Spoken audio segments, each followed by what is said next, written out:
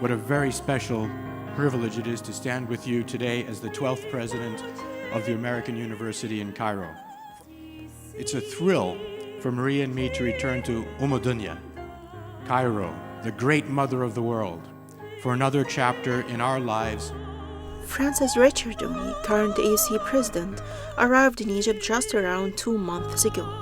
However, he is no stranger to the Middle East. Ricciardone had formerly been the American ambassador in Egypt, Turkey, and the Philippines, and deputy ambassador in Afghanistan. The time spent in the Middle East familiarized him with Islamic and Arab culture. Previous service as a diplomat at the CIA made him subject to suspicious rumors. However, he considered that as quite natural to the Middle East area. Acting like people in the East about external forces coming to intervene in our affairs.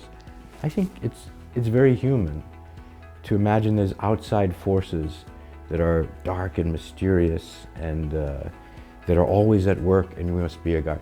So, I don't want to be disliked. I like to be liked. I like most people. And I also understand when people are angry and frightened. This is a frightening time in history.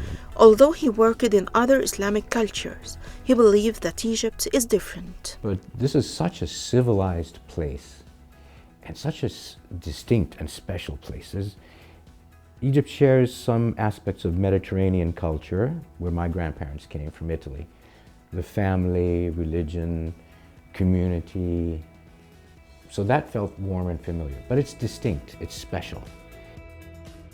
He used to attend traditional popular events like Moulid in different places, especially Tanta. His proficiency in Arabic helped him to interact more with people. The touristic experience of the pharaonic, monuments and Fatimid Cairo or Mamluki Cairo. This was something tourists don't go to, but it's very Egyptian. And this too was resonant with me. As I said, my grandparents were immigrants. Italians also do moulids, actually, in their way. Ma titlax min al-moulid billah hummus, right? Don't leave the moulid without hummus. Well, in English, what does that mean? It takes a lot of explanation. But it leaves, don't leave any venture without having profited in some way, taken something with you. So when I was taught that by Egyptian friends, I would bring them little bags of hummus from Tanta, let's say, from the Moulid. And then people started giving me gifts back, little hummus and little things like that. It's nothing, it's a bagatelle, but it's human. He frequented Al Fishawi Cafe in Al Hussein with his friends, and he has lots of memories about Egypt.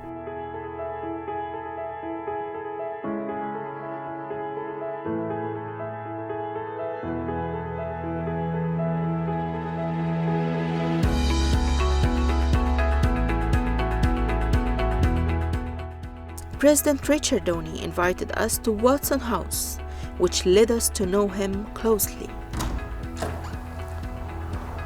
Ahlan wa sahlan, ya Maisa. Welcome. He is very fond of the Islamic design and furnishings of the house, as he is an admirer of Islamic arts. It's not just beautiful for your everyday experience, it connects you to the past. And even everything that I found like Cairo.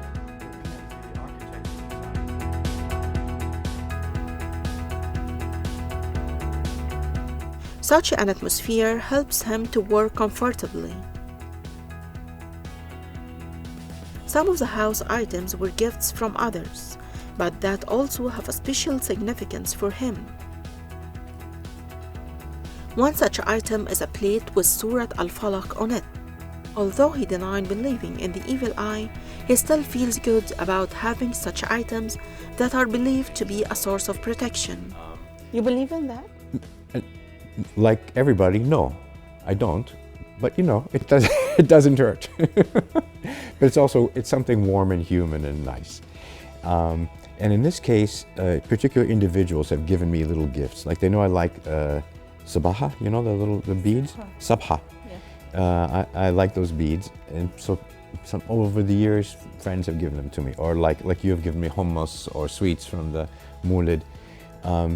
People have given me these things to ward off the Ayn al-Hasad, you know, the evil eye, as the Italians call it. So as I was leaving in the spring of 2008, I had finished my time as ambassador. Friends were giving farewell gifts and so forth. And one that most touched me was from a friend named Mu'taz al-Alfi.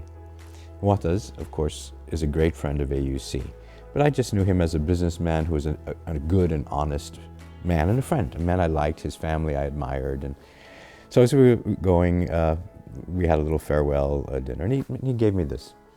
And wherever I went, whether I was in Afghanistan or Washington or Turkey afterwards, I always had this with me in my office.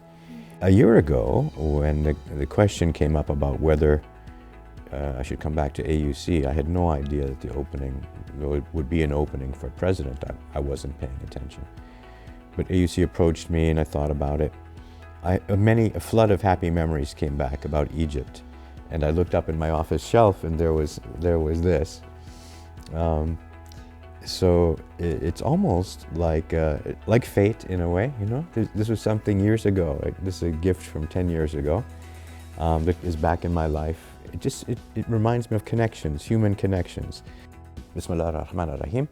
أعوذ برب الفلق من شر ما خلق ومن شر غاسق إذ وقب, right? ومن شر النفثت في العقد ومن شر حاسد إذا حسد. صدق الله العظيم. He has an everyday routine which helps him work and relax, including reading and sitting in his favorite corner in the garden. He also has the hobby of gardening. You know, it's an ordinary pleasure many people have, a hobby of gardening. And of course, many of the immigrant families to the US were like falahin, right? My grandparents on the Italian side were small village people. And ever since my grandparents, even living in the urban area of Boston, they always had a little ganena, sometimes for fruits and vegetables. And when I was a boy, I would sit under my grandfather's grapevine. He had a vine that was very tall and provided shade. And he would tell me stories of the old country. And I would help him plant in the garden and learn the weeds and the bugs and things. And we would like to eat tomatoes from the vine or grapes from the grapevine. This thing. And my grandmother liked the flowers and she would cut the roses. So all through life, I just always enjoyed gardening. And wherever we lived, we would have it. Here in Egypt, you have beautiful gardens. And there are people who, of course, who keep them. I don't do all the work here. But every so often I go and I look for a weed that shouldn't be there. Or I look at the seeds of flowers I like. I try to save some of the seeds to grow them for later. It's a way of staying connected with creation, you know, with the beauty of our world. He enjoys his spare time watching good documentaries and is also keen on attending students' performances at AUC, like the folklore shows. I like to have my brain stimulated even when relaxing. I like to read on the computer, on a book. I like to relax by exercising because if you're too sedentary, your health won't be good. So I like to swim or play tennis or ride my bicycle. Or even just walk alone or with friends, walk with my wife. So this corner of the garden is one of my favorites. The air is beautiful, it's calm, and sometimes I'll come and have a cup of tea or coffee, and I'll sit with a friend, we'll chat like this. Last night there was a wonderful folklore group production. If anyone hasn't seen that, you have to see these students. These students are so good. So the audience already was a full audience at Basili. It was a big audience of friends and family. I thought, these This performance is so uplifting. They are so full of energy and love for what they're doing. The colors, the music. I wish this could be open to the larger public. Why don't we do that here? In the old days at Ewart Hall, the AUC was a center of city life, not just for AUC. Why can't we do that here? Ricciardone advises everyone that although we are going through a tough time in Egypt, we should not feel afraid of the future and keep optimistic. عشان مستقبل أفضل وتقدم وإنجازات ممتازة لكل الطلبة وكل الأساتذة. فما تخافوش. كما قال الرئيس روزفلت مش عارف بالعربي ازاي. We have nothing to fear but fear itself. وأنا مش خايف أبداً. بالعكس أنا متفائل. This is Maysa Amer for AUC TV.